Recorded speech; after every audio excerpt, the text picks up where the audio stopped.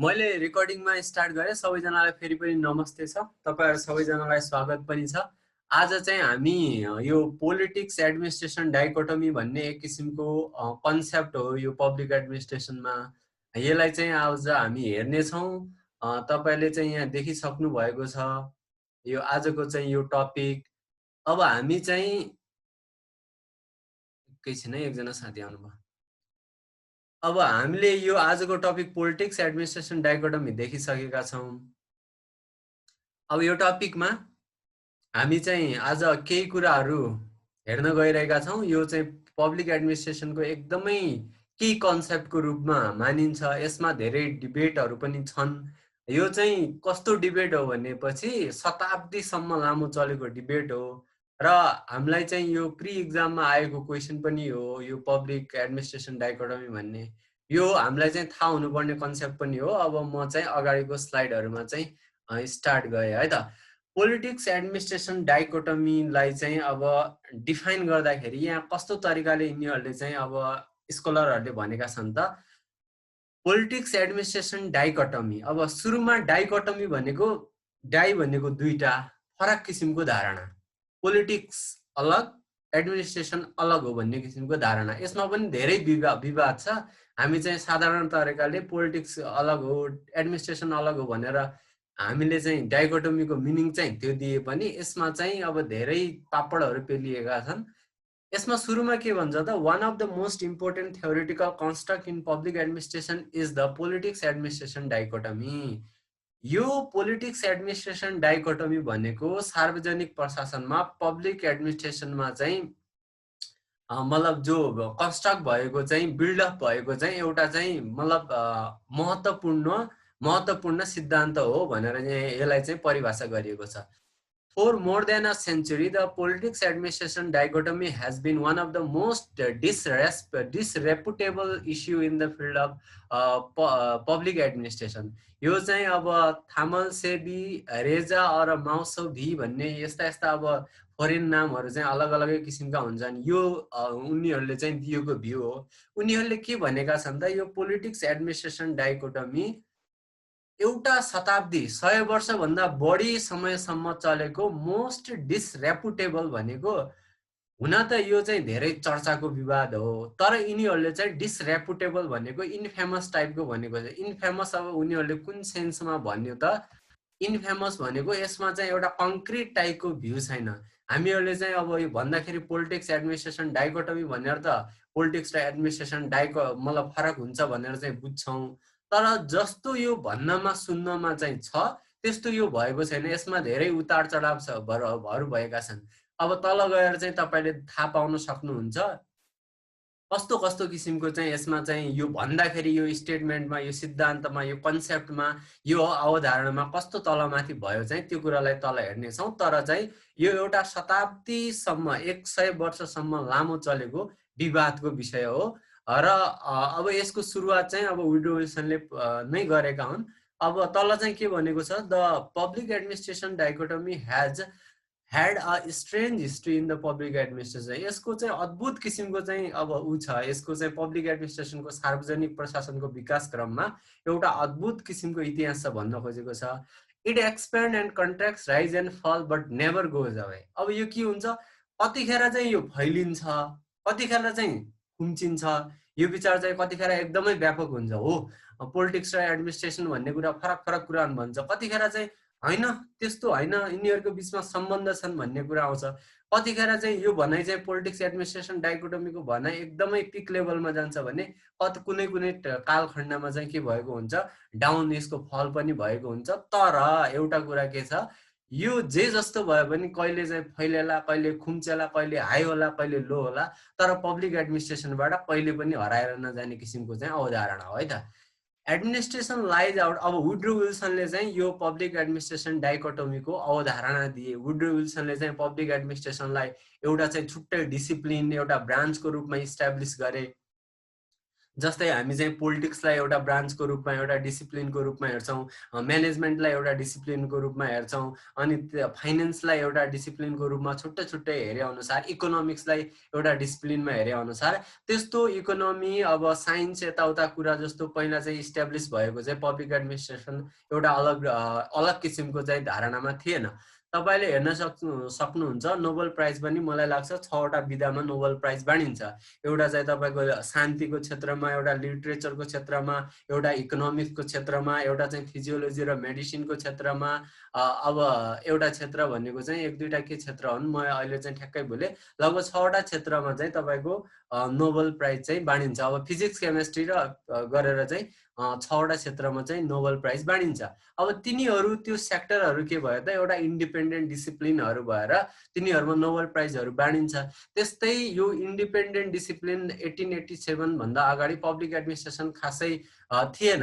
यो चाहिँ पोलिटिक्स अन्तर्गत, राजनीति अन्तर्गत पढ्ने किसिमको चाहिँ एउटा चाहिँ ब्रान्च थियो, राजनीतिको एउटा पार्ट थियो। अब त्यो राजनीतिबाट, पोलिटिक्सबाट यो पब्लिक एडमिनिस्ट्रेसन हट्नुपर्छ, अलग गर्नुपर्छ भनेर 1887मा चाहिँ वुड्रो विल्सनले चाहिँ, अमेरिकाका 28औं राष्ट्रपति वुड्रो विल्सनले चाहिँ यस्तो किसिमको धारणा दिए। त्यो पनि किन हट्नुपर्छ त? तपाईँलाई थाहा छ सार्वजनिक प्रशासनमा, पब्लिक एडमिनिस्ट्रेसनमा पहिला कस्तो किसिमको चाहिँ चल्थ्यो त? स्पोइल सिस्टम थियो, पेट्रोनेज सिस्टम थियो, जसले चाहिँ आफ्ना मान्छेहरू, आफ्ना फेभरका मान्छेहरूलाई मात्र, आफ्ना दलका मान्छेहरूलाई चाहिँ उनीहरूले सार्वजनिक प्रशासनमा चाहिँ उनीहरूले चाहिँ नियुक्ति दिने गर्दथे।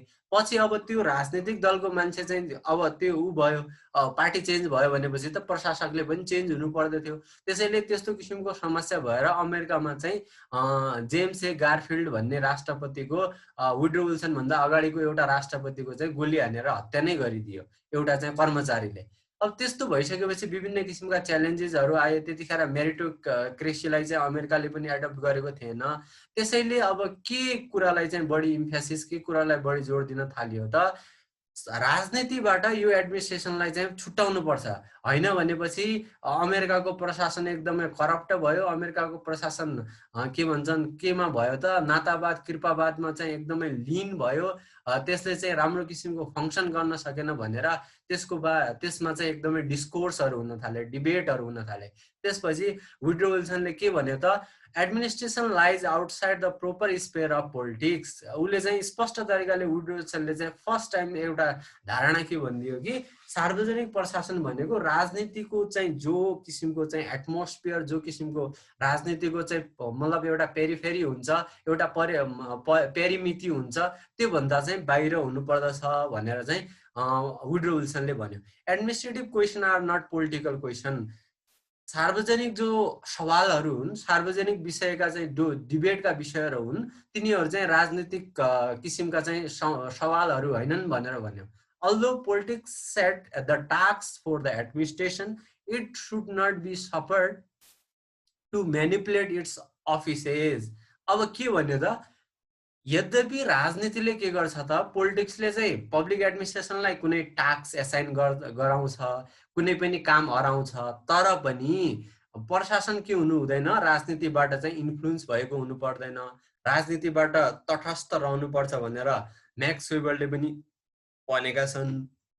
यसरी पब्लिक एडमिनिस्ट्रेसन डाइकोटमी, के अरे राजनीतिबाट प्रशासन फरक छ भन्ने सर्वप्रथम धारणा वुड्रो विल्सनले दिए। यसलाई एक शब्दमा भन्दाखेरि पोलिटिक्स एडमिनिस्ट्रेसन डाइकोटमी भन्छन्। अब तल चाहिँ आएर 1887मा वुड्रो विल्सनले दिइसकेपछि यो धारणा चाहिँ एकदमै ल ठिक छ, राजनीति र के भन्छन् सार्वजनिक प्रशासन छुट्टा छुट्टै छन् भनेर स्कोलरहरूले यसमा चाहिँ एकदमै खुसी साथ आत्मसात गरेन। यसमा धेरै टिका टिप्पणीहरू भएका छन्, धेरै आलोचना भएका छन् र बीचमा चाहिँ विभिन्न उतार चढावहरू भएका छन्। माथि पनि तपाईँले पढ्न सक्नुभयो। अब वुड्रो विल्सनले चाहिँ 1887मा त्यस्तो भनिसकेपछि त्यो कुरा चाहिँ कन्टिन्यू भयो। कसरी कन्टिन्यू भयो त? कन्टिन्यू हुने क्रममा the reason of spreading politics from administration is not, यता ढाकियो है, not that their combination in the violation of the principle of government, but insisting that the elected legislative and officials shall not interfere with the details of administration. अब यो कुरा के भन्यो त? पछिका स्कोलरहरूले पनि त्यो कुरालाई सपोर्ट गर्दै आए। वुड्रो विल्सन पछिका स्कोलरहरूले के भन्न थाले त? राजनीतिबाट पोलिटिक्सबाट पब्लिक एडमिनिस्ट्रेसन छुट्टिनु कुनै सिद्धान्तको चाहिँ सिद्धान्त नै भङ्ग गरेको, सिद्धान्तको अवहेलना गरेको भनेर होइन। किन हो त?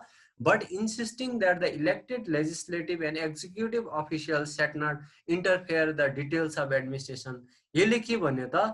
जो चाहिँ निर्वाचित किसिमका चाहिँ पदाधिकारीहरू हुन्छन्, निर्वाचित जननेताहरू हुन्छन् र जो चाहिँ कार्यकारी मतलब कार्यकारी अफिसरहरू हुन्छन्, उनीहरूले कार्यकारी अफिसरहरू भनेका त्यति अब मन्त्री परिषदलाई चाहिँ कार्यकारी निकाय भन्छ, तिनीहरूले के गर्नु हुँदैन त? Shall not interfere the details of administration. प्रशासनमा चाहिँ उनीहरूले चाहिँ हस्तक्षेप गर्नु हुँदैन। उनीहरूले प्रशासनको काम कर्तव्य जति पनि कुराहरूलाई चाहिँ उनीहरूले चाहिँ अराउनु पर्दछ, उनीहरूले डाइरेक्सन दिनु पर्दछ, तर उनीहरूले चाहिँ प्रशासनलाई चाहिँ आफ्नो मनपरी हिसाबले चाहिँ चलाउनु हुँदैन। प्रशासनलाई चाहिँ त्यो मनपरी हिसाबले नचलाउने भएर पछि चाहिँ के भयो त? मेरिटोक्रेसी आयो, योग्यता प्रणाली आयो। म्याक्स वेबरले पनि यही धारणालाई चाहिँ दिएर के भने त? पोलिटिकल न्युट्रलिटीको कुरा गरे। राजनीतिक रूपले चाहिँ एउटा कर्मचारीले चाहिँ तटस्थ रहनु पर्दछ, एउटा प्रशासकले मतलब राजनीतिबाट अलग रहनुपर्छ भनेर आफ्नो ब्युरोक्रेसीको, आफ्नो कर्मचारी तन्त्रको मोडलमा दिए। यो कुनै सिद्धान्तको अवहेलना गरेर होइन, तर चाहिँ जो किसिमका चाहिँ राजनीतिक तरिकाले चाहिँ उनीहरू चाहिँ जो निर्वाचित भएका पदाधिकारीहरूले सार्वजनिक प्रशासनको चाहिँ काम कुराहरूमा चाहिँ हस्तक्षेप गर्नु हुँदैन। उनीहरूले चाहिँ त्यसलाई चाहिँ इन्फ्लुएन्स पार्ने कुरा, त्यसलाई चाहिँ बायस हुने कुरा चाहिँ गर्नु हुँदैन भनेर चाहिँ यस कारणले चाहिँ त्यो कुराको लागि सिद्धान्तमा तलमाथि भएर होइन, तर काम कर्तव्यमा उनीहरूको चाहिँ एक्टिभिटिजहरूमा चाहिँ इन्फ्लुएन्स गर्नु हुँदैन, बायस गर्नु पर्दैन भनेर चाहिँ यो पोलिटिक्स र के भन्छ राजनीति र एडमिनिस्ट्रेसन फरक हुन जरुरी छ भनेर चाहिँ पछाडि आएका मान्छेहरूले यस्तो धारणा दिए। The rank and the file of the permanent administrators shall be permanent and skilled and shall not be meddled with politics। के भन्यो त? जो एउटा सार्वजनिक प्रशासकको एउटा चाहिँ अहोदा हुन्छ, र्याङ्क हुन्छ, इट इज पर्मानेन्ट एडमिनिस्ट्रेटर्स। जो चाहिँ मतलब rank and file of the permanent administrators shall be permanent and skilled that should not be meddled with the politics। एउटा सार्वजनिक प्रशासकको एउटा अहोदा पद के हुन्छ? एउटा त स्थायी हुन्छ, अर्को कुरा के हुन्छ त? उसले चाहिँ त्यो सार्वजनिक प्रशासनमा अनुभवहरू बटुलेका हुन्छन्। यो चाहिँ राजनीतिसँग चाहिँ मेडल्ड गरिदियो हुँदैन, राजनीतिसँग मर्ज गरिदियो हुँदैन। किनकि राजनीतिको लागि तपाईँले चाहिँ कुनै पनि किसिमको एउटा राजनीति गर्नको लागि कसैलाई एउटा एक्सपिरियन्स चाहिन्छ भन्ने हुँदैन। तपाईको चाहिँ अब कुनै पनि एउटा साधारण मान्छे पनि राजनीतिमा चाहिँ के गर्न सक्छ? उसले चाहिँ इलेक्सनमा चाहिँ लड्न सक्छ, लोकप्रिय मात्र भए पुग्छ। तर प्रशासनमा त्यस्तो हुँदैन। प्रशासन राजनीतिक मान्छेहरू चाहिँ फेरबदल गर्न सकिन्छ। जनताले चाहिँ उनीहरूलाई चाहिँ इच्छा गरेनन् भनेपछि अर्कोचोटि भोट नदिन पनि सक्छन्। तर सार्वजनिक प्रशासक भनेको त्यस्तो होइन। सार्वजनिक प्रशासन भनेको एउटा स्थायी सरकारको अङ्गको रूपमा रहन्छ। त्यसले चाहिँ के हुनु पर्दछ? अनुभवी हुनु पर्दछ। हैन भनेपछि त सधैँभरिको लागि चाहिँ स्थायी सरकारको रूपमा चाहिँ सार्वजनिक प्रशासकले काम गर्ने, तर चाहिँ उसले चाहिँ उसमा अनुभव पनि भएन भनेपछि त इफिसियन्सी, इफेक्टिभनेस अनि वर्क फङ्सन त सबै बर्बाद हुन्छ। सबै किसिमले चाहिँ एकदमै कुनै पनि काम लाग्दैन। त्यसैले एउटा राजनीतिज्ञ हुनु र एउटा राजनीतिक मान्छे हुनु र सार्वजनिक प्रशासन हुनुमा चाहिँ यस्तो किसिमको फरक हुन्छ। राजनीतिक मान्छे चाहिँ उसलाई चाहिँ फेरबदल गर्न सकिन्छ भने प्रशासक मान्छे चाहिँ एउटा चाहिँ अब म्याक्स वेबरको ब्युरोक्रेटिक मोडल अनुसार चाहिँ ती विभिन्न कुराहरू छन्। उसले चाहिँ राजनीतिक रूपमा तटस्थ हुनुपर्ने, राजनीतिबाट अलग हुनुपर्ने, उसले निष्पक्ष हुनुपर्ने, उसले योग्यताको आधारमा चाहिँ अनुभवको आधारमा चाहिँ एक किसिमको चाहिँ एडमिनिस्ट्रेटिभ फङ्सन गर्नुपर्ने स्थायी रूपमा भनेर यस्तो कुरा दिएको हुनाले चाहिँ हामीले चाहिँ राजनीतिक व्यक्तिहरू, राजनीतिक किसिमका चाहिँ अफिसियल्सहरू र तपाईँको सिभिल सर्भेन्ट अफिसियल्सहरू, पब्लिक एडमिनिस्ट्रेटरहरूलाई चाहिँ एक किसिमले मिक्स गर्न सकिँदैन भनेर चाहिँ यस्तो तरिकाले भनिएको छ। अर्को, in that this division of the work makes the use of specialization and appears to give better result than the system where such differentiation does not exist। यो चाहिँ वाइल्डोले भनेको कुरा हो। वाइल्डोले के भने त अब यस्तो किसिमको चाहिँ छुट्याइदियो भनेपछि यसले के दिन्छ त? बेटर रिजल्ट दिन्छ। हामीले चाहिँ अब एउटा चाहिँ प्रणाली त हुन्छ, त्यो अमेरिकामा चाहिँ पेट्रोनेज सिस्टम थियो, तपाईँको स्पोइल सिस्टम चाहिँ अमेरिकामा स्पोइल सिस्टम, युकेमा पेट्रोनेज सिस्टम थियो। त्यो सिस्टम अनुसार पनि काम त चलिरहेको थियो। सार्वजनिक प्रशासकहरू चाहिँ नियुक्ति त हुन्थे, तर उनीहरू राजनैतिक पार्टीका आधारमा नियुक्ति हुन्थे। तर त्यो एउटा सिस्टम त थियो, त्यो सिस्टमले पनि काम त चलिरहेको थियो। तर त्यो काम चलेर मात्र भएन, त्यसलाई इफेक्टिभ बनाउनको निम्ति, त्यसलाई बेटर फङ्सनिङ बनाउनको निम्ति, त्यसलाई एकदमै इफेक्टिभ बनाउनको लागि, बेटर रिजल्टको लागि के चाहिएको हो त? यस्तो किसिमको डिफ्रेन्सिएसन, यस्तो किसिमको छुट्याउनु, अलगावा चाहिएको हो, जो चाहिँ त्यो चाहिँ खालि त्यस्तो मतलब एउटा सिस्टम मात्र भएर हुँदैन।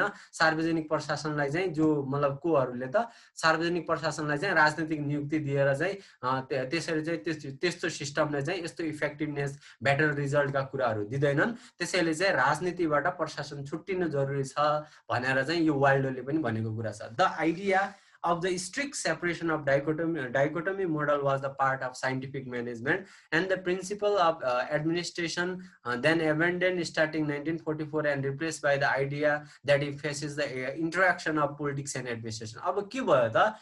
यो जो पब्लिक एडमिनिस्ट्रेसन डाइकोटमी भन्ने तपाईको साइन्टिफिक म्यानेजमेन्ट थियो, एफडब्ल्यू टेलरको साइन्टिफिक म्यानेजमेन्ट जो छ एकदमै इफेक्टिभ बनाउनु पर्दछ, एकदमै चाहिँ इफिसियन्ट बनाउनु पर्दछ, एकदमै साइन्टिफिक एप्रोचहरू, साइन्टिफिक मोडलहरू, साइन्टिफिक तरिकाले चाहिँ काम लेबरहरूको लागि एकदमै म्यानेजमेन्ट गर्नुपर्छ भनेर चाहिँ एफडब्ल्यू टेलरले चाहिँ एकदमै इफिसियन्सी, इफेक्टिभनेसका कुराहरूलाई चाहिँ जोड दिएर चाहिँ साइन्टिफिक म्यानेजमेन्टको थ्योरी दिए हो। त्यो साइन्टिफिक म्यानेजमेन्ट दिएको थ्योरीतिर पब्लिक एडमिनिस्ट्रेसन डाइकोटमी हुनुपर्छ भन्ने एकदमै ठुलो चर्को विवाद चल्यो। किनकि कर्मचारीहरूमा मतलब त्यो प्रशासकहरूमा चाहिँ राजनीतिक दलका मान्छेले हस्तक्षेप गर्नु हुँदैन, उनीहरूलाई इन्फ्लुएन्स गर्नु हुँदैन, उनीहरूलाई चाहिँ एकदमै स्वतन्त्र तरिकाले चाहिँ एउटा चाहिँ नियम कानुनमा रहेर चाहिँ उनीहरूलाई चाहिँ काम गर्न दिनुपर्दछ। उनीहरूको जिम्मेवारी उनीहरूले आफूले पुरा गर्छन्, उनीहरूलाई चाहिँ बायस गराउनु हुँदैन, उनीहरूले चाहिँ राजनीतिक किसिमले चाहिँ एउटा एटमोस्फियरमा घुलमेल गराउनु हुँदैन। उनीहरूलाई खालि उनीहरूको आफ्नो कामलाई चाहिँ बढी इफिसियन्ट, इफेक्टिभ बनाउनको निम्ति एउटा साइन्टिफिक एप्रोचबाट अगाडि बढ्नुपर्छ भनेर चाहिँ एफडब्ल्यू टेलरले चाहिँ प्राइभेट सेक्टरमा त्यो कुरालाई भने पनि त्यो कुरा पब्लिक सेक्टरको लागि पनि अब लागिने कुरा पछि भयो। पछि चाहिँ पब्लिक सेक्टरले पनि प्राइभेट सेक्टरको चाहिँ राम्रो कुरालाई एडप्ट गर्दाखेरि चाहिँ त्यो कुरा चाहिँ पब्लिक एडमिनिस्ट्रेसन डाइकोटमी यो साइन्टिफिक म्यानेजमेन्टको बेला एकदमै डोमिनेन्ट, एकदमै प्रबल थियो भनेपछि अब के भयो त? 1940s यता तपाईको after 1940s was replaced by the idea that emphasizes the interaction between the politics and administration. अब के भन्न थाले? साइन्टिफिक म्यानेजमेन्ट 1936 सम्म त लगभग 1940 भन्दा अगाडिसम्म त ल पोलिटिक्स र राजनीति र प्रशासन छुट्टिनु पर्छ भनेर चाहिँ सबैले चाहिँ त्यस्तो किसिमको भनाइ भनिरहेका थिए। पछि आएर के भन्न थाले भनेपछि हैन, यो चाहिँ राजनीति र प्रशासन भन्ने त छुट्टिने कुरा हैनन्, यिनीहरू त सँगै इन्टर रिलेटेड कुराहरू हुन्, यिनीहरूलाई चाहिँ छुट्याउनु हुँदैन भन्ने किसिमको विवादहरू चल्न थाले। अब त्यो विवादलाई चाहिँ हामी हेर्नेछौँ है त। अब त्यो धारणामा फरक भयो। Although in 30s भनेको 1930s भन्न खोजेको हो, पोलिटिक्स एडमिनिस्ट्रेसनको इन्टरेक्सनको कुराहरू छ यहाँ। Although in the 30s, some authors such as Gauss, White, and Dimock has been arguing that public administration should have a role of policy making, but during 1940s, the dichotomy dominated the field of public administration. अब पहिला पनि केही स्कलरहरू के छन् त तपाईको यो चाहिँ गौस भन्ने, एलडी व्हाइट भन्ने र डिमलक भन्ने यिनी स्कलरहरूले के भनिरहेका थिए त? तिनीहरूले के आर्ग्यु गरिरहेका थिए त? मतलब के भन्छन्, यो के रे नीति निर्माण गर्दाखेरि एउटा कर्मचारीको चाहिँ एकदमै भूमिका हुनुपर्छ, पोलिसी मेकिङमा कर्मचारीको रोल हुनुपर्दछ भनेर त्यो भनाइ भने तापनि 1940s तिर आएर चाहिँ के भनाइ चाहिँ डोमिनेट हुन थाल्यो त? हैन, कर्मचारीहरूले चाहिँ पोलिसी मेकिङमा चाहिँ उनीहरूको रोल हुनु हुँदैन, खालि पोलिसी इम्प्लिमेन्टेसनमा रोल हुनुपर्दछ। उनीहरूले चाहिँ इफेक्टिभ तरिकाले चाहिँ पोलिसीको इम्प्लिमेन्टेसन गर्नुपर्छ, पोलिसी मेकिङमा चाहिँ उनीहरूको रोल हुनु हुँदैन भन्ने कुरा चाहिँ त्यतिखेर डाइकोटमी भएर चाहिँ त्यो धारणा चाहिँ प्रबल भएको थियो। जबकि पहिला पनि चाहिँ केही स्कलरहरूले चाहिँ एलडी व्हाइटले, गौसले, डिमलकले चाहिँ के भनिरहेका थिए त? हैन, मतलब पोलिटिक्समा पनि कर्मचारीहरूको चाहिँ केही भूमिका हुन्छ, पोलिसी मेकिङमा पनि कर्मचारीहरूको चाहिँ पब्लिक एडमिनिस्ट्रेसनको भूमिका हुन्छ भनेर पहिले पनि मतलब उनीहरूले भनिरहेका थिए। एकातिर चाहिँ के विवाद चलिरहेको छ? राजनीतिबाट प्रशासन छुट्टिनुपर्छ भन्ने विवाद चलिरहेको छ।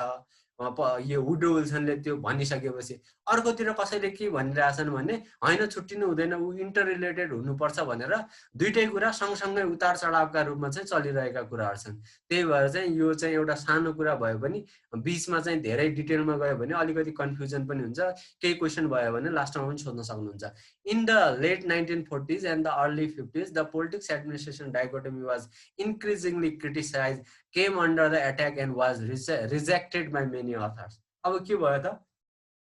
अब पहिला चाहिँ राजनीति र के भन्छन् पोलिटिक्स र एडमिनिस्ट्रेसन अलग अलग हुनुपर्दछ, डाइकोटमस हुनुपर्दछ, फरक हुनुपर्छ भन्ने मान्छे जो विचार थिए त्यो चाहिँ 1940 सम्म त ठिकठिकै थियो, त्यसलाई चाहिँ एक्सेप्ट गरेका थियो।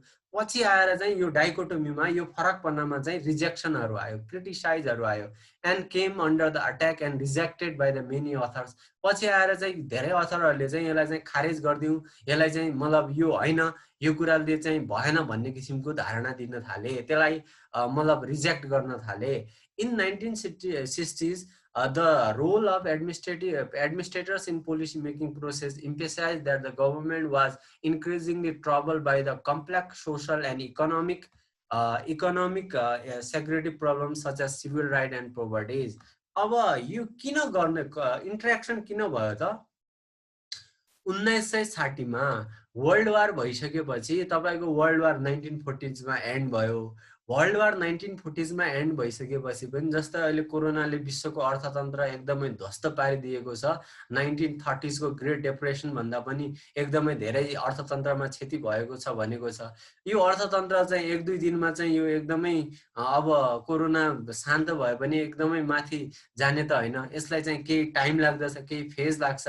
अब त्यस्तै गरिकन त्यतिखेर पनि वर्ल्ड वार भइसकेपछि तपाईको 1930s मा चाहिँ ग्रेट डिप्रेसन भयो।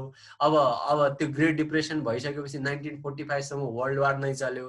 त्यसपछि इन्टरनेशनल इन्स्टिट्युसनहरु जस्तै वर्ल्ड बैंक, आईएमएफ हरु बने। तिनीहरुले चाहिँ गरिब राष्ट्रहरुलाई चाहिँ त्यो भूकम्प भन्छ, त्यो विश्व युद्धबाट चाहिँ जो जति पनि किसिमको चाहिँ क्षति भएको थियो त्यसलाई चाहिँ पुनर्निर्माण गर्नको लागि उनीहरुले चाहिँ एक किसिमले चाहिँ एडभोकेट गरे। त्यसपछि एडभोकेट गरेर उनीहरुले चाहिँ फाइनान्शियल सपोर्ट गर्न स्टार्ट गरे। तर त्यो कुरा चाहिँ सम्भव चाहिँ 1950s पछि मात्र त्यो कार्यान्वयन भयो। त 50s पछि भए पनि त्यो डेभलपमेन्ट त्यसलाई चाहिँ अब रिकन्स्ट्रक्ट गर्न त केही टाइम लाग्छ। अब 1960s मा चाहिँ के देखियो त, विभिन्न किसिमका चाहिँ सामाजिक तरिकाले चाहिँ यो अर्थतन्त्रको इस्युहरु आउन थाल्यो, सुरक्षाको कुराहरु आउन थाल्यो, नागरिकका अधिकार र गरिबीका कुराहरु आउन थाल्यो। त्यसैले चाहिँ गभर्नमेन्टको चाहिँ एउटा सरकारले मात्र, त्यतिखेरका पोलिटिकल लिडरहरुले मात्र त्यो सबै सिचुएसनहरुलाई चाहिँ ह्यान्डल गर्न सकेनन्। त्यो ह्यान्डल गर्न नसकेपछि in 1960s role of administration policy making was emphasised because the government was increasingly trouble. जब सरकार चाहिँ यो विभिन्न किसिमका चाहिँ गरिबीदेखि लिएर आर्थिक अवस्थाको विभिन्न किसिमका सुरक्षाका समस्याहरूबाट ग्रसित थियो, त्यतिखेर चाहिँ अब त्यो पब्लिक एडमिनिस्ट्रेसनले चाहिँ सरकारलाई चाहिँ एक किसिमको पोलिसी मेकिङमा चाहिँ हेल्प गर्न थाल्यो। पोलिसी मेकिङमा चाहिँ मतलब यो सार्वजनिक प्रशासनको चाहिँ भूमिका हुनुपर्छ भनेर सरकारलाई चाहिँ अप्ठ्यारो परेको बेला, सरकारलाई चाहिँ ट्रबल परेको बेला, सरकारलाई क्राइसिस भएको बेला चाहिँ त्यतिखेर चाहिँ अब सार्वजनिक प्रशासनको रोल चाहिँ नीति निर्माण गर्दाखेरि पोलिसी मेकिङमा चाहिँ इन्भल्भमेन्ट हुन थाल्यो। त्यसैले यतिखेरको फेजमा के भयो त, सार्वजनिक प्रशासन र राजनीतिक कुराहरूको चाहिँ इन्टरेक्सन देखियो। जबकि माथि हामीले के पढ्दै गएका छौं, तिनीहरू चाहिँ फरक हुन् भन्दै पढ्दै आएका थियौं। Administrators for the first time were asked to utilize their personal value judgment in the public decision making। अब त्यतिखेर के भयो त, पहिला चाहिँ वुड्रो विल्सनले भनेको थियो, म्याक्स वेबरले भनेको थियो, सार्वजनिक प्रशासकहरू चाहिँ यो के भन्छन् नीति निर्माणदेखि चाहिँ अलग हुनुपर्दछ, उनीहरूले चाहिँ आफ्नो पर्सनल जजमेन्ट गर्नु हुँदैन। म्याक्स वेबरले भनेको थियो इम्पर्सनल हुनुपर्दछ, उनीहरूले चाहिँ जे कुरा चाहिँ पोलिसीले भनेको छ, जे कुरा चाहिँ इथिकल छ, जे कुरा चाहिँ नियम कानुनले भनेको छ त्यो कुरा मात्र गर्नुपर्दछ। उनीहरूले चाहिँ राजनीतिक मान्छेहरूले चाहिँ अराएको कामलाई चाहिँ कार्यान्वयन मात्र गर्नुपर्छ भनेर चाहिँ भन्दै आएको कुरा अब यहाँ नयाँ आएर तपाईको 1960s मा गभर्नमेन्टहरु चाहिँ सरकारहरु चाहिँ जो राजनीतिक मतलब पोलिटिकल लिडरशिपहरु चाहिँ क्राइसिसमा आउन थाले, एउटा समस्यामा ट्रबलमा आए। त्यो ट्रबलमा आइसकेपछि तपाईको यो गरिबीलाई चाहिँ फेस गर्नको निम्ति, सुरक्षालाई फेस गर्नको निम्ति, नागरिकका अधिकारलाई फेस गर्नको निम्ति 1960s मा तपाईले चाहिँ अब पब्लिक एडमिनिस्ट्रेसनमा एक किसिमको रिभोल्युसन पनि भइरहेको थियो। 1960 देखि डिसेन्ट्रलाइजेसन विकेन्द्रीकरणका कुराहरु पनि दोस्रो विश्वयुद्धपछि विकेन्द्रीकरण हुनुपर्छ भन्ने कुराहरु पनि विश्वव्यापी लहरहरु चलिरहेका थिए। त्यसैले त्यो सबै इस्युहरुलाई ह्यान्डल गर्नको लागि पोलिटिकल लिडरशिपले त्यतिखेर मतलब एक किसिमको चाहिँ समस्या पर्यो। त्यो समस्या परिसकेपछि त्यो पोलिसी मेकिङमा कर्मचारीहरुलाई, पब्लिक एडमिनिस्ट्रेसनलाई पनि गभर्नमेन्टले चाहिँ सरकारले चाहिँ मतलब पोलिटिक्सले चाहिँ इन्भल्भमेन्ट गराउन थाल्यो। हो त्यो समयमा 1960s को समयमा चाहिँ administration for the first time was asked to utilize their personal value judgment in the decision making. अब कुनै पनि नीति निर्माण गर्दाखेरि, निर्णय लिँदाखेरि एउटा सार्वजनिक प्रशासकले आफ्नो डिसिजन मतलब त्यो के भन्छन्, जति पनि हाम्रा चाहिँ संसदहरु हुन्छन् उनीहरुले त आफ्नो डिसिजन एक किसिमको डिसिजन गर्छन्, आफ्नो पर्सनल जजमेन्टका अनुसार चाहिँ नियम कानुन बनाउँछन्। नियम कानुन बनाउनको लागि उनीहरु चाहिँ स्वतन्त्र छन्। हो त्यस्तै किसिमको चाहिँ आफ्नो पर्सनल जजमेन्टको आधारमा, आफूलाई ठीक लागेको कुराको आधारमा चाहिँ डिसिजन मेक गर्न कर्मचारीहरुले, पब्लिक एडमिनिस्ट्रेसनले फर्स्ट टाइम चाहिँ एउटा भूमिका खेल्यो 1960s मा। Therefore the politics and administration को चाहिँ त्यतिखेर चाहिँ विभाजन भएन। 1960s तिर जतिखेर चाहिँ न्यू पब्लिक एडमिनिस्ट्रेसन चलिरहेको थियो, भियतनाम वार चलिरहेको थियो, अमेरिका आफैले पनि त्यहाँको सरकारले चाहिँ इफेक्टिभ रोलले चाहिँ गभर्नमेन्टले चाहिँ फंक्सन गर्न थालेको थिएन। विभिन्न किसिमको गरिबीका कुराहरु, सुरक्षाका कुराहरुले गर्दाखेरि सरकार ट्रबलमा आयो। त्यतिखेर चाहिँ फर्स्ट चोटी चाहिँ सार्वजनिक प्रशासनले चाहिँ उनीहरुले पनि आफ्नो चाहिँ जजमेन्टको पर्सनल किसिमको चाहिँ जजमेन्ट लिएर उनीहरुले के गर्ने त, उनीहरुले चाहिँ डिसिजन मेकिङ गर्ने किसिमको चाहिँ एउटा मतलब पोलिटिकल लिडरशिपको जस्तो चाहिँ रोल एउटा एडमिनिस्ट्रेसनले 1960s मा प्ले गरेको छ।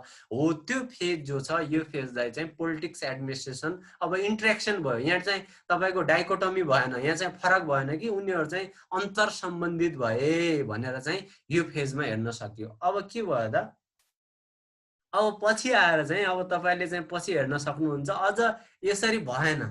अब चाहिँ हामीले चाहिँ पुरानो जो वुड्रो विल्सनले भनेको धारणा छ त्यही धारणामा फेरि फर्कनु पर्छ भन्ने धारणा आयो। Some of the authors believe in 1960s, अब यो भनेको return to the dichotomy. Some of the authors believe that in the 1980s the observed return of the dichotomy was emphasized on the privatization, decentralization and productivity. यो चाहिँ उल्भिज र Keller 1997 ले चाहिँ भनेको थियो।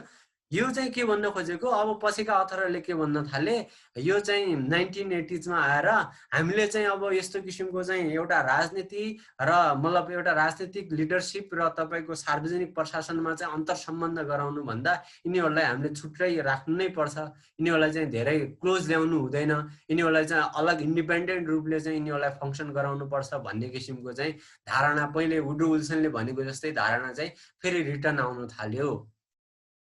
के को लागि त, यो के कुरामा चाहिँ जोड दिएको त, पछि चाहिँ तपाईको यो निजीकरणमा, डिसेन्ट्रलाइजेसनमा चाहिँ प्रोडक्टिभिटीमा जोड दिएको हुनाले। अर्को कुरा, this return continue in 1990s under the reinventing government and new public administration NPA movements. NPA movement मा सार्वजनिक प्रशासन र पोलिटिकल लिडरशिपहरु नजिक आए। अब न्यू पब्लिक म्यानेजमेन्ट जो 1960s मा भएको चाहिँ एडमिनिस्ट्रेटिभ रिफर्ममा, अब जो 1990s मा जो एडमिनिस्ट्रेटिभ रिफर्महरु भएको थियो, यो चाहिँ reinventing government and new public म्यानेजमेन्टको जो रिफर्म भएको थियो, यसमा चाहिँ पहिलेको वुड्रो विल्सनले दिएको क्लासिकल कन्सेप्ट यो राजनीति र यो के भन्छ सार्वजनिक प्रशासन फरक हुनुपर्छ भन्ने कुरा चाहिँ फेरि अझ रिटर्न आउन थालियो यो एनपीएम को मुभमेन्टमा। The reinventing government by emphasizing on the changing administrative role from rowing to steering reincarnated the dichotomy in 5 ways. अब के भन्न थाल्यो त, reinventing government भनेको एउटा किताब हो, एउटा रिसर्च हो। त्यो reinventing government चाहिँ तपाईको डेभिड अस्बर्न र टेड ग्याम्बलरले चाहिँ अमेरिकाको राष्ट्रपति बिल क्लिन्टनको पालामा जर्ज डब्लु बुश भन्दा अगाडि बिल क्लिन्टन राष्ट्रपति थियो, उसको पालामा चाहिँ एउटा सार्वजनिक प्रशासनमा स्टडी भयो। उनीहरूले चाहिँ पब्लिक सेक्टरको मतलब म्यानेजमेन्टलाई हेरेर पब्लिक सेक्टरमा भएका राम्रा कुराहरूलाई चाहिँ प्राइभेट सेक्टरमा भएका चाहिँ म्यानेजमेन्टका राम्रा कुराहरू पब्लिक सेक्टरमा उनीहरूले आत्मसात गर्नुपर्छ भनेर लगभग 2-3 वर्ष उनीहरूले चाहिँ रिसर्च गरेर स्टडी गरे। पब्लिक एडमिनिस्ट्रेसनलाई कम्पेरिटिभ रूपले चाहिँ कसरी चाहिँ इफेक्टिभ र इफिसियन्ट हुन्छ भनेर। त्यसपछि त्यतिखेर चाहिँ भएको चाहिँ एउटा मुभमेन्टलाई चाहिँ रिइन्भेन्टिङ गभर्मेन्टको मुभमेन्ट भएको, सरकारको चाहिँ पुनर्किसिमले चाहिँ अब नयाँ तरिकाले चाहिँ सरकारले जानुपर्छ भन्ने र त्यतिखेरको चाहिँ जो त्यो एप्रोच छ त्यसलाई चाहिँ न्यू पब्लिक म्यानेजमेन्ट भनियो। त्यो न्यू पब्लिक म्यानेजमेन्ट भनेको पनि एडमिनिस्ट्रेसन नै हो। त्यतिखेरको पब्लिक एडमिनिस्ट्रेसनलाई न्यू पब्लिक म्यानेजमेन्ट अर्को नाम मात्र दिएको हो। किन नाम दियो त? प्राइभेट सेक्टरको चाहिँ जो म्यानेजमेन्ट छ त्यो म्यानेजमेन्टलाई चाहिँ पब्लिक सेक्टरमा चाहिँ इम्प्लिमेन्ट गरियो, पब्लिक सेक्टरमा ल्याएर कार्यान्वयन गर्यो। किन कार्यान्वयन गर्यो त? प्राइभेट सेक्टरको म्यानेजमेन्ट राम्रो थियो, प्राइभेट सेक्टर इफिसियन्ट र इफेक्टिभ थियो, त्यसैले प्राइभेट सेक्टरका राम्रा कुराहरू ल्याएर पब्लिक सेक्टरमा चाहिँ इन्ट्रोड्युस गरियो, त्यसैलाई चाहिँ न्यू पब्लिक म्यानेजमेन्ट भनियो। त्यसले चाहिँ 5वटा कुराहरू दियो। त्यो 5वटा कुराहरूले के कुरालाई चाहिँ जोड दिन्छ त? पोलिटिक्स एडमिनिस्ट्रेसन डाइकोटोमी भन्ने कुरालाई जोड दिन्छ। त्यो पोलिटिक्स एडमिनिस्ट्रेसन डाइकोटोमी भनेको राजनीति र तपाईँको सार्वजनिक प्रशासन फरक हुन् भन्ने धारणा हो। पहिलो किसिमको चाहिँ रिइन्कार्नेटेड भनेको पुनः किसिमको चाहिँ अवतार दियो, अर्को अवतार दियो भन्न खोजेको। किनकि पहिलो अवतार त तपाईँले वुड्रो विल्सनले दिइसकेको थियो पोलिटिकल एडमिनिस्ट्रेसन डाइकोटोमीको, यो चाहिँ अब रिइन्कार्नेटेड अथवा दोस्रो अवतार दियो भन्न खोजेको 5वटा तरिकाले। Distinguishing between the policy and management. अब यसले चाहिँ के भन्यो? पोलिसी भनेको नीति बनाउने कुरा भनेको फरक हो, व्यवस्थापन गर्ने कुरा भनेको फरक हो भने। अब पोलिसी भनेको तपाईँको इलेक्टेड अफिसियलले बनाउँछ, जो राजनीतिज्ञहरूले पोलिसी बनाउनु पर्दछ। म्यानेजमेन्ट भन्ने कुरा जो त्यसको चाहिँ व्यवस्थापन भन्ने कुरा कसले गर्नुपर्दछ त? पब्लिक एडमिनिस्ट्रेटरले गर्नुपर्दछ। पब्लिक एडमिनिस्ट्रेसन र म्यानेजमेन्टको धेरै ठुलो अन्तर सम्बन्ध छ। त्यसैले नेपालको सन्दर्भमा पब्लिक एडमिनिस्ट्रेसन म्यानेजमेन्ट अन्तर्गतको फ्याकल्टीमा पब्लिक एडमिनिस्ट्रेसनलाई राखिएको छ। तर विश्वका अरू ठाउँहरूमा चाहिँ लको फ्याकल्टी अन्तर्गत पनि पब्लिक एडमिनिस्ट्रेसनलाई राखेको पाउँछौँ। तर नेपालको कन्टेक्समा चाहिँ म्यानेजमेन्टको फ्याकल्टी अन्तर्गत पब्लिक एडमिनिस्ट्रेसनलाई राखेर हामीहरू चाहिँ पब्लिक एडमिनिस्ट्रेसन चाहिँ म्यानेजमेन्ट अन्तर्गत पर्दछौँ। अब अर्को कुरा के भन्यो त? यो चाहिँ के हुन्छ त? पोलिसी भनेको कुरा छुट्टै हो। पोलिसी चाहिँ राजनीतिज्ञहरूले चाहिँ संसदले बनाउनु पर्छ, पार्लियामेन्टले बनाउनु पर्छ भने म्यानेजमेन्टको कुरा जति छ, व्यवस्थापनको कुरा जति छ, व्यवस्थापन के कुरा त? अब तपाईँको जनतालाई चाहिँ व्यवस्थित गर्नको लागि अब तपाईँको मेन्टेनेन्स अफ रुल एन्ड अर्डरका कुराहरू, अब तपाईँका चाहिँ पोलिसी इम्प्लिमेन्टेसन गर्ने कुराहरू, विभिन्न कुराहरूमा चाहिँ कर्मचारीको भूमिका तपाईँले देख्नु भएको छ। त्यसैले यो कुरालाई चाहिँ व्यवस्थापन गर्ने कुरा पब्लिक एडमिनिस्ट्रेसनको हुन्छ भनेर एउटा भिन्नता यसले दियो। यसले गर्दाखेरि के छुट्टियो त? यसले पनि डाइकोटोमीलाई दियो। यहाँ चाहिँ पोलिसी मेकिङको जिम्मा चाहिँ राजनीतिक पोलिटिकल लिडरसिपको, म्यानेजमेन्टको जिम्मा चाहिँ पब्लिक एडमिनिस्ट्रेसनले पायो। अब अर्को कुरा के भिन्नता चाहिँ पोलिटिकल एडमिनिस्ट्रेसन डाइकोटोमीलाई चाहिँ के कुराले अर्को कुराले जोड दिन्छ त? Extending it from the inner. मैले एक कुरा चाहिँ त्यहाँ छोडे। Administrators role from rowing to steering incarnated the dichotomy. यो रोइङ टु स्टियरिङ भनेको एउटा तपाईँले नाउँ देख्न सक्नुहुन्छ हो। त्यो नाउँमा के हुन्छ कि त्यहाँ चाहिँ 8-10 जना मिलेर त्यो नाउँलाई चाहिँ सिधा चाहिँ एकदमै स्पिडमा गरेर उनीहरू जित्न खोजिरहेका हुन्छन्। एकै गतिमा चाहिँ एकै डाइरेक्सनमा अगाडि बढेको हुन्छ। स्टियरिङ भनेको गाडीको स्टियरिङ चाहिँ जतातिर ढल्कायो त्यतातिर ढल्किन्छ। त्यसैले चाहिँ यो के भयो त? रोइङदेखि स्टियरिङमा एक तरिकाले अगाडि बढ्नेदेखि स्टियरिङमा चाहिँ धेरै कुराहरूलाई चाहिँ अब अरू कुरा फङ्सनहरू पनि कन्सिडर हुन्छन् भनेर चाहिँ रोइङदेखि गभर्मेन्टको भूमिका स्टियरिङमा गयो यो न्यू पब्लिक म्यानेजमेन्टमा। यसले चाहिँ 5वटा कुरालाई इम्फेसिस गर्यो। पहिलो कुरा मैले तपाईँलाई डिस्कस गरिसकेको छु, पोलिसी मेकिङ पोलिटिकल लिडरसिपको र म्यानेजमेन्ट गर्ने कुरा चाहिँ पब्लिक एडमिनिस्ट्रेसनको हुन्छ भनेर। अर्को सेकेन्ड कुरा चाहिँ extending it from the inner working of the government to the body of politics. जो सरकारको चाहिँ भित्री इनर वर्किङ हुन्छ, सरकारको भित्री इनर वर्किङ भनेको त त्यही पब्लिक एडमिनिस्ट्रेसन हो। सरकार भन्छ, त्यो सरकारको चाहिँ जति पनि फङ्सनहरू हुन्छ इम्प्लिमेन्ट गर्ने भन्ने त पब्लिक एडमिनिस्ट्रेसन हो। त्यो पब्लिक एडमिनिस्ट्रेसन चाहिँ के हुनुपर्छ त, extending it the inner working of government to the to the body politics.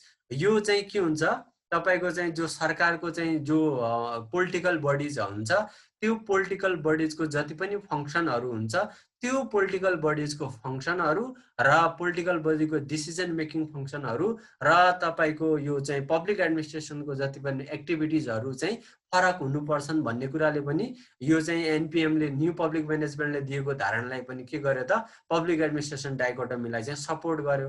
अर्को कुरा, freeing public administration from political control in the form of red tape.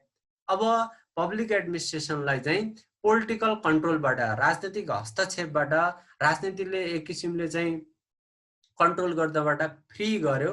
यसले चाहिँ के गर्यो त, यो कुराले पनि के जोड दियो त, तपाईँको यो कन्ट्रोल राजनीतिलाई चाहिँ अब राजनीतिक हस्तक्षेप नहुनु भन्ने कुरा पनि न्यू पब्लिक म्यानेजमेन्टले भन्छ हो। यो कुराले चाहिँ पनि तपाईँको पोलिटिक्स र एडमिनिस्ट्रेसन फरक कुरा हुन्छन् भनेर चाहिँ डाइकोटमीको धारणा चाहिँ यो पोइन्टले पनि सपोर्ट गर्यो। अर्को, रिडिफाइनिङ एकाउन्टेबिलिटी।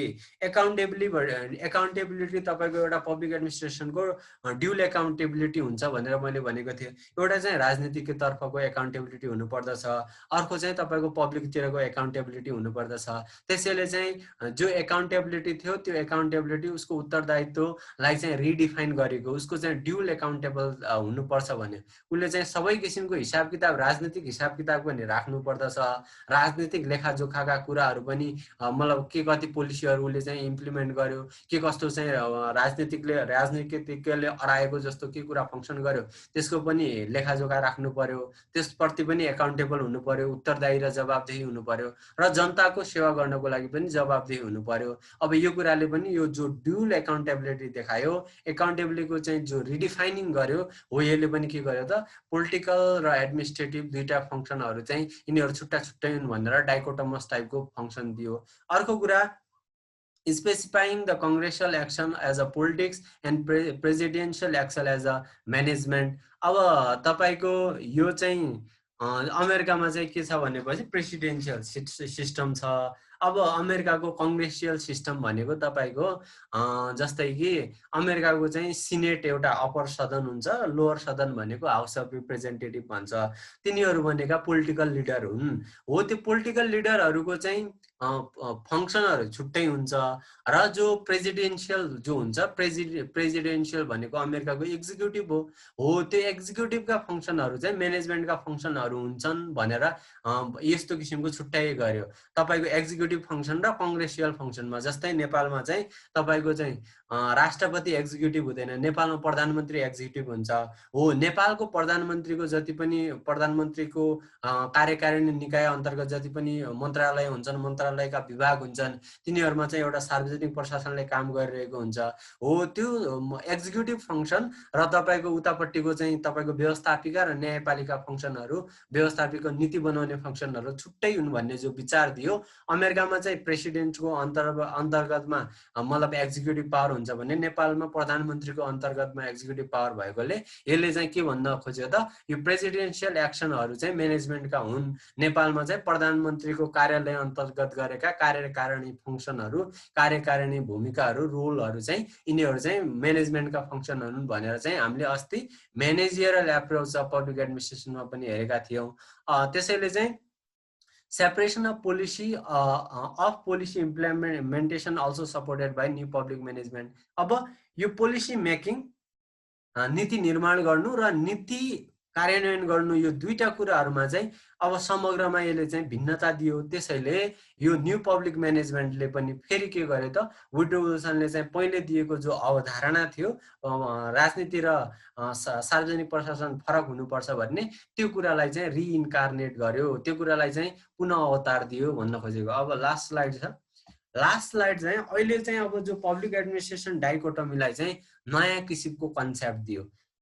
हामी चाहिँ अब वुड्रो विल्सनले भनेको पहिलेकै किसिमको धारणामा त छौँ, तर वुड्रो विल्सनले भनेको धारणामा चाहिँ एउटा नयाँ कन्सेप्टहरू स्कोलरहरूले डेभलप गरे।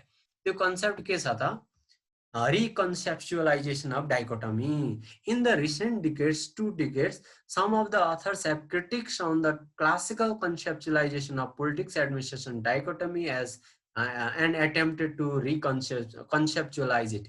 अब नयाँ किसिमका अथरहरूले के भन्न थाले, जो प्राचीन किसिमको चाहिँ वुडरो विल्सनले दिएको चाहिँ पब्लिक एडमिनिस्ट्रेसन डाइकोटमी छ, त्यसमा चाहिँ उनीहरूले आलोचना गरेर त्यसमा केही सुधार गर्न जरुरी छ र त्यसको कन्सेप्ट डाइकोटमी त डाइकोटमी हुनुपर्दछ, तर वुडरो विल्सनले भनेको जस्तो डाइकोटमी होइन, एउटा फरक किसिमको चाहिँ अलिकति कन्सेप्टमा फरक हुन्छ भन्ने कुरा चाहिँ जोड दिए। एउटा मन्टजोय एन्ड वाटसन 1995 पेज नम्बर चाहिँ 200 के भन्छन् 32 भन्छ, 32 देखि अब यो 33 सम्म होला एउटा छुटेको छ। Argues that the Wilson statement certainly do not advocate the separation of politics and administration. अब यसले त के भनिदियो कि विल्सनको स्टेटमेन्टले चाहिँ यो कुरा चाहिँ एडभोकेट गर्दैन कि मैले भनेको कुरा होइन है, फेरि यो तपाईको यो मन्टजोय र वाटसनले भनेको 1995 को तपाईको पेज नम्बर 232 मा भनेको कुरा हो। अर्गी उले चाहिँ के कुरालाई अर्ग गर्यो त, some of the Wilson or statement, सबै कुरा भनेन है। फेरि वुडरो विल्सनले त आफैले चाहिँ पोलिटिक्स र एडमिनिस्ट्रेसन फरक हुनुपर्छ भनेर भनेको छ। विल्सनका केही विचारहरू केही स्टेटमेन्टहरूले के भन्छ त, certainly do not advocate the separation of politics and administration। विल्सनका केही विचारहरूले यो कुरालाई चाहिँ भन्दैन कि पोलिटिक्स र एडमिनिस्ट्रेसन फरक हुनुपर्छ भन्ने कुरालाई चाहिँ जोड दिँदैन भनेर उले भन्यो। But at what would mean the practice depends upon the definition of key terms। अब उले चाहिँ के भन्न थाले त, के कुरा फरक हुन्छ तपाईको यो तपाईको सार्वजनिक प्रशासन र राजनीतिमा भनेर भन्नुहुन्छ भन्दाखेरि त्यो कुराका केही टर्महरूले चाहिँ डिटरमाइन गर्छ भन्ने कुरा भन्यो। They point out that Wilson actually dealt with the two different types of politics, one focused on the partisanship and patronage, the other on the policy making। एउटा विल्सनले चाहिँ जो किसिमको चाहिँ पोलिटिक्सको परिभाषा गरेको थियो, विल्सनको पोलिटिक्सको परिभाषालाई दुईटा फ्याक्ट बनाइदियो, दुईटा भागमा बाँडिदियो। एउटा भाग के भन्न खोजेको हो त, वुडरो विल्सनले भनेको पोलिटिक्स एउटा पार्टिसनशिप, पार्टीवाला पोलिटिक्स, राजनीतिक दलवाला पोलिटिक्स, र अर्को प्याट्रोनेज, प्याट्रोनेज भनेको संरक्षणवादी, नातावाद, कृपावाद, राजनीतिक दलका व्यक्तिहरूलाई चाहिँ आफ्नो चाहिँ पद दिने, सार्वजनिक औहदा दिने कुराहरूको एउटा पोलिटिक्स राजनीति भनेको त्यस्तो किसिमको राजनीति। अर्को द पोलिसी मेकिङ, अर्को भनेको सार्वजनिक नीतिको निर्माण गर्ने किसिमको जो एप्रोच, जो चाहिँ नेपालको केसमा चाहिँ नेपालको संसदले चाहिँ सार्वजनिक नीतिहरू बनाइरहेको हुन्छ। Wilson clearly wished to separate the patronage politics from the administration, whether he advocated a dichotomy of policy making and administration in the another issue। अब उले के भन्यो त, विल्सनले त खासमा चाहिँ जो एडभोकेट गरेको पोलिटिक्स एडमिनिस्ट्रेसन छुट्टिनुपर्छ भनेको त त्यो त्यतिखेर भएको संरक्षणवादी, मतलब राजनीतिक दलका व्यक्तिहरूलाई चाहिँ सार्वजनिक पदमा चाहिँ औहदा दिने, सार्वजनिक पदमा नियुक्त गर्ने किसिमको राजनीति र सार्वजनिक प्रशासकहरूले राजनीतिक मतलब दलमा समावेश हुने किसिमको राजनीतिबाट फरक हुनुपर्छ भनेर चाहिँ वुडरो विल्सनले भनेको हो भनेर भन्यो। Wilson clearly wished to separate of patronage politics from the administration, and whether he advocated the dichotomy of policy making and public administration is another issue। उले चाहिँ प्रशासकको भूमिका नीति निर्माणमा चाहिँ हुनुपर्छ कि हुनु हुँदैन भन्ने त एउटा यो त छुट्टै इस्यु हुन्छ, यो त फरक इस्यु हुन्छ। वुडरो विल्सनले त खाली के मात्र भनेको हो कि त्यतिखेरको संरक्षणवादी राजनीति, राजनीतिक दलका व्यक्तिहरूले चाहिँ आफ्ना राजनीतिक प्रतिनिधिहरूलाई चाहिँ सार्वजनिक प्रशासनमा नियुक्त गर्ने किसिमको स्पोइल सिस्टम, प्याट्रोनेज सिस्टमको पोलिटिक्सलाई, अर्को किसिमको चाहिँ राजनीतिक दलवाला पोलिटिक्सलाई पो वुडरो विल्सनले चाहिँ अलग त्यहाँबाट सार्वजनिक प्रशासन छुट्टिनु भनेर भनेको हो। कहाँ यो तपाईको चाहिँ नीति निर्माण बनाउनु पर्ने किसिमको चाहिँ यो पोलिटिक्सको रोलबाट छुट्टिनु भनेको हो, यो त एउटा छुट्टै अर्कै इस्यु बन्छ भनेर चाहिँ कसले भन्यो त, यो मन्टोज एन्ड वाटसनले 1995 मा भने। अर्को कुरा है त। त्यसपछि लास्टमा ओबरिमले के भने त, ओबरिम कन्क्लुडेड भन्दा अगाडि चाहिँ थ्यांक यू भयो। Overeem concluded that public administration contrasts with the two dichotomy। अब ओबरिमले चाहिँ के भन्न थाले, त्यो चाहिँ तपाईले उसले चाहिँ भन्न थाल्यो यो सार्वजनिक प्रशासकले नीति बनाउने कि नबनाउने, नीति बनाउनमा सार्वजनिक प्रशासकको भूमिका हुने कि नहुने भन्ने त यो त एउटा छुट्टै इस्युको विषय हो। उसले चाहिँ वुड्रो विल्सनले भनेको त तपाईको एउटा पार्टी खोलेर चाहिँ राजनैतिक दलमा समावेश हुनु, त्योभन्दा कुराभन्दा पब्लिक एडमिनिस्ट्रेसन फरक हुनुपर्दछ र त्यो विभिन्न किसिमको स्पोल सिस्टम, प्याट्रोनेज सिस्टमबाट सार्वजनिक प्रशासन फरक हुनुपर्दछ। त्यहाँ चाहिँ मेरिटोक्रेसी इन्ट्रोड्युस भएर त्यस्तो किसिमको चाहिँ पोलिटिक्स एडमिनिस्ट्रेसन डाइकोटोमी चाहिँ क्लासिकल किसिमको अवधारणाले वुड्रो विल्सनले भनेको चाहिँ पोलिटिक्स एडमिनिस्ट्रेसन डाइकोटोमी भनेको हो। त्यो चाहिँ अब सार्वजनिक प्रशासकले चाहिँ नीति निर्माण गर्ने, जो नेपालको सन्दर्भमा चाहिँ व्यवस्थापिकाले चाहिँ व्यवस्थाकीय भनेको लेजिस्लेटिभ जो संसदहरूले चाहिँ नीति निर्माण बनाउनमा चाहिँ सार्वजनिक प्रशासकको भूमिका हुनुपर्छ र हुनु पर्दैन भन्ने त एउटा छुट्टै अलग किसिमको विवाद बन्दछ भनेर चाहिँ यो चाहिँ के अरे दुईटा किसिमका अथरहरूले चाहिँ यो मन्टोज र तपाईको मन्जोय र वाटसनले भनेका छन्। अब ओभरिम भन्ने अर्को किसिमको स्कलरले चाहिँ यो पोलिटिक्स एडमिनिस्ट्रेसन डाइकोटोमीलाई चाहिँ कसरी उसले चाहिँ दुई भागमा बाँडे त, politics administration dichotomy and public के भन्छन् यो policy administration dichotomy. He asserted latter should be rejected but former should be accepted. अब यसले के भन्यो त, ओभरिमले पोलिटिक्स एडमिनिस्ट्रेसन डाइकोटोमी एउटा भइहाल्यो जो चाहिँ तपाईको वुड्रो विल्सनले भनेको थियो। अर्को सेकेन्डमा चाहिँ पोलिसी एडमिनिस्ट्रेसन डाइकोटोमी, पोलिटिक्स अनि he asserted the latter should be rejected but former should be accepted. उसले के भन्यो त, झन् आएर यो पछिको चाहिँ सार्वजनिक प्रशासकले चाहिँ नीति निर्माण गर्दाखेरि चाहिँ उसले चाहिँ भूमिका हुनु पर्दैन, उसको भूमिका हुनु हुँदैन, तर उसले चाहिँ पहिलेको चाहिँ जो पार्टीको चाहिँ कुनै पनि दलको चाहिँ ऊ मेम्बर चाहिँ पाउनु पर्दछ। पार्टीमा चाहिँ एउटा सार्वजनिक प्रशासनको कर्मचारीले पनि त्यो व्यक्तिले चाहिँ कुनै पनि दलको व्यक्ति चाहिँ हुनु पर्दछ भन्ने कुराले चाहिँ एडभोकेट गर्यो। तर नेपालको सन्दर्भमा न नेपालको कर्मचारीले पोलिसी मेकिङमा चाहिँ ड्राफ्टहरू तयार गर्छन् तर डिसिजन मेकिङमा उनीहरूको भाग हुँदैन। अर्को कुरा, राजनीतिक दलबाट पनि उनीहरूले तटस्थ हुनुपर्दछ। नेपालको सार्वजनिक प्रशासन भनेको म्याक्स वेबरको चाहिँ भनेको चाहिँ जो म्याक्स वेबरले चाहिँ एउटा कम्पिटेन्सीको कुरा गरेको छ हो, त्यही कम्पिटेन्सी पछि आएर चाहिँ मेरिटोक्रेसीमा परिणत भयो। त्यसपछि राजनीतिबाट तटस्थ रहनुपर्ने कुरा। अब 100% एकदमै तटस्थ एब्सोल्युट किसिमको तटस्थ त हुँदैन, तर कतिसम्म तटस्थ हुने भनेर चाहिँ त्यो कुरा चाहिँ डिबेटेबल हुन्छ। अर्को कुरा, अब नेपालको सार्वजनिक प्रशासन राजनीतिबाट कति तटस्थ छ भन्ने कुरा त तपाईहरुले न्युजबाट विभिन्न किसिमका भ्रष्टाचारका कुराहरुबाट पनि थाहा पाउनु भएको छ। तर सिद्धान्त त नेपालको सार्वजनिक प्रशासनका कर्मचारीहरूले चाहिँ नीति निर्माणमा चाहिँ एक्टिभ रोल, पोलिटिसियनको जस्तो एक्टिभ रोल प्ले गर्न पाउँदैनन् र उनीहरूले चाहिँ राजनीतिबाट तटस्थ भएर रहनु पर्दछ। जबकि ओभरिमले चाहिँ के भनेका छन्, मतलब राजनीतिक दलका व्यक्तिहरूले चाहिँ मतलब यो सार्वजनिक पद अहुदा धारण गरेका कर्मचारीहरूले उनीहरूले चाहिँ के नहुनुपर्ने, पब्लिक के पोलिटिक्स पोलिसी मेकिङमा चाहिँ उनीहरूले चाहिँ भूमिका नहुने डिसिजन मेकिङमा, तर उनीहरूको चाहिँ एउटा दलगत आफ्नो आस्था त राख्न पायो भन्ने किसिमको चाहिँ भूमिका भनाइ चाहिँ ओभरिमले चाहिँ आएर यो पब्लिक एडमिनिस्ट्रेसन डाइकोटोमीलाई चाहिँ यसरी चेन्ज भएर चाहिँ यस्तो यस्तो किसिमको उतार चढाव आएको हो। अब केही क्वेसन छ भने तपाईहरुले भन्न सक्नुहुन्छ। योग्यता प्रणाली अनुसार लोकसेवाले चाहिँ सबैको सिलेक्सन गर्छ।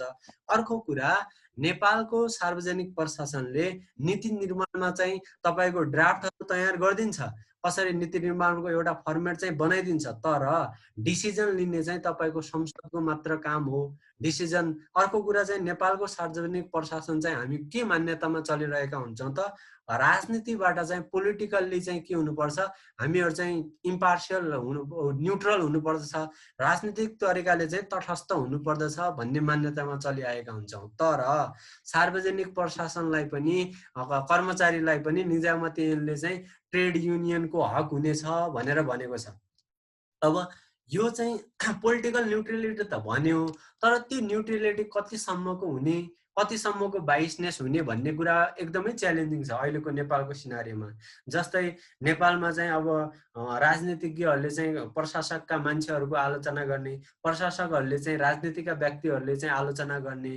अब सिद्धान्त त प्रिन्सिपल्ली के हुनु पर्दछ, नेपालको कन्टेक्स्टमा हामीले जोड दिँदाखेरि पब्लिक एडमिनिस्ट्रेसन चाहिँ पोलिटिक्स भन्दा छुट्टिनु पर्दछ राजनीतिभन्दा छुट्टिनु पर्दछ। तर राजनीतिलाई चाहिँ एक किसिमको आफ्नो गाइडेन्सको रूपमा, एक किसिमको अभिभावकको रूपमा चाहिँ पब्लिक एडमिनिस्ट्रेसनले चाहिँ लिएर पोलिटिक्सले चाहिँ जति पनि गरेका डिसिजनहरूको चाहिँ मतलब पब्लिक एडमिनिस्ट्रेसनले इम्प्लिमेन्ट गर्ने भूमिका अहिलेको पब्लिक एडमिनिस्ट्रेसनमा छ। अब यो कुरालाई हेर्दाखेरि मोर अर लेस चाहिँ थोरै होस् या धेरै होस्, वुड्रो विल्सनले भनेको धारणा अहिलेसम्म पनि एक्जिस्टिङ छ, किनकि यो धारणा चाहिँ 1990s आएर न्यू पब्लिक म्यानेजमेन्टले चाहिँ त्यसको रिइन्कार्नेसन गरेको हो। त्यसैले रिइन्कार्नेसन गरिसकेपछि अब तपाईँको यो पोलिटिक्स र एडमिनिस्ट्रेसनको चाहिँ जो कुरा छ, यिनीहरू चाहिँ छुट्टिनु हुन्छन् भन्ने धारणा अहिले पनि प्रिभेल गरिरहेको छ। त्यसैले चाहिँ यसमा चाहिँ केही विवादहरू चाहिँ छन्, अझै पनि क्रिटिसिजमहरू छन्। यो चाहिँ डिस्प्युटेबल, एकदमै विवादित विषय हो। तरै पनि हामीहरूले चाहिँ एउटा ओभरभ्यू दिँदाखेरि वुड्रो विल्सनको चाहिँ त्यो जति पनि भनेको चाहिँ डाइकोटमीको कुरा अहिले पनि प्रिभेल गर्छ, अहिले पनि वर्क गरेको छ। नेपालको सन्दर्भमा त झन् बढी नै वर्क गरेको छ। तर तपाईँ अरू देशहरूको सन्दर्भमा हेऱ्यो भनेपछि त्यो नेपालको जस्तो वर्क नगरेको हुनसक्छ, किनकि सार्वजनिक प्रशासकहरू उनीहरू पोलिटिकल नियुक्ति पनि कुनै ठाउँमा पाइरहेको हुन सक्छन्। तपाईँको यो ब्रिटेनमा, अरू अरू ठाउँहरूमा पनि तपाईँले चाहिँ यो हुन्छ नि, यो तपाईँको अमेरिकामा पनि प्रेसिडेन्टले चाहिँ तपाईँले चाहिँ आफ्ना राजनीतिक दलका नियुक्तिका व्यक्तिहरू जति पनि छन् उनीहरू चाहिँ ठुल्ठुला पदका व्यक्ति उसले चाहिँ चुन्न पाउने। नेपालमा पनि कस्तो किसिमको प्रस्ताव आइरहेको छ कि यो तपाईँको सहसचिव, मुख्य सचिव व्यक्तिहरू चाहिँ उनीहरू चाहिँ राजनीतिक नियुक्ति हुनुपर्दछ भन्ने किसिमको चाहिँ एक किसिमको चाहिँ मेरिटोक्रेसीबाट होइन, राजनीतिक नियुक्ति हुनुपर्दछ भन्ने किसिमको अवधारणा आइरहेको छ। त्यसैले यसमा चाहिँ के विवाद छन्, तर अहिलेको करेन्ट सिनारियोमा पनि हामी वुड्रो विल्सनले भनेको पोलिटिक्स एडमिनिस्ट्रेसन डाइकोटमी अहिले पनि रिलेभेन्ट छ। उसले दिएको कन्सेप्ट अनुसार पोलिटिक्स र एडमिनिस्ट्रेसन फरक भएर चाहिँ अहिले हामी चाहिँ चलिरहेका छौँ। त्यो फरक भनेको एकदमै एब्सोल्युट किसिमको चाहिँ 100% फरक हुन् भनेर भन्न सकिँदैन।